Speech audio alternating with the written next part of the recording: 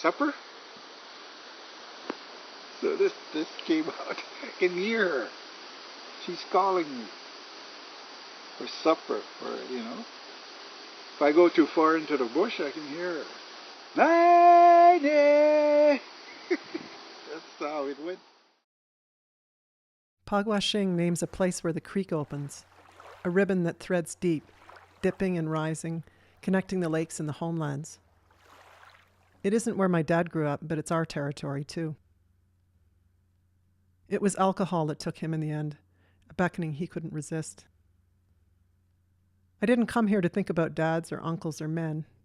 I've come to Pagwashing to gather medicines with my teacher Renee and his wife Joan, to find the source of stories of old women who stomp the grasses, hold the fire, doctor, make decisions, catch new life, and teach the young how to take it.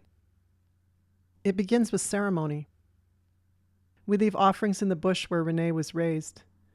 I can see his grandmother and all the old ladies sitting there after we leave, laughing as they pose with their hankies and barter with one another. The carpet coming out is soft, that one that catches the red medicine of women and keeps the babies dry. Renee marks the trail with spangam moss, the way she used to. I miss our uncles in the medicine of humor when I see the deadpan faces of Renee and his cousin as they meet a white guy coming out of the bush. He has a pail of bear bait, a crossbow, and an orange safety vest. Joan and I watch as he explains to the men that it isn't safe for them to go in, but they can come back tomorrow. That guy doesn't know that he's hunting a spirit, Renee says, as we climb up into the truck. Renee names me on the second day, after breakfast and 17 years of friendship. Wake Abanuk, light coming from all directions. A name that hasn't been worn by a woman here since the late 1800s. We remember the bad medicine too.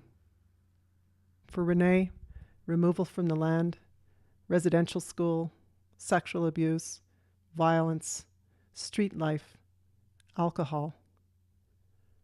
Forgiveness. I lie on the grass by Lydia Lake, clouds like the ribs of a woman.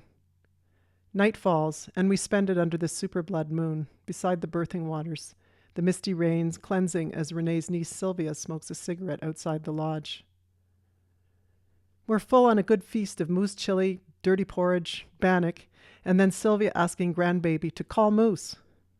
Reminders of the kinship we experienced the day before when the community gathered for the duck plucking and moose calling contests, for sturgeon, partridge, tea.